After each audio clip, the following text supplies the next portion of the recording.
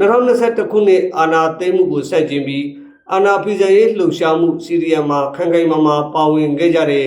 နိုင်ငံဝန်ထမ်းအားလုံးကိုချင်းပြည်အစိုးရပြည်ထောင်ရေးဝန်ကြီးဌာနကဂုဏ်ပြုမှတ်တမ်းတင်ကြောင်းထုတ်ပြန်လိုက်ပါတယ်။ချင်းလုံမျိုးအခြေစိုက်ပြည်ထောင်ရေးဝန်ကြီးဌာနက2026ခုနှစ်ဖေဖော်ဝါရီလ9ရက်နေ့ရက်စွဲနဲ့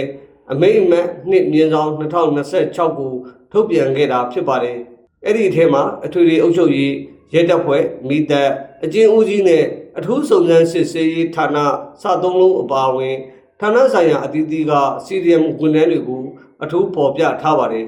။အာဏာသိမ်းမှု9နှစ်တာကာလအတွင်းအာဏာရှင်တွေနဲ့ပူးပေါင်းဆောင်ရွက်ခြင်းမပြုဘဲခက်ခဲကြမ်းတမ်းတဲ့အခြေအနေကြားကနေ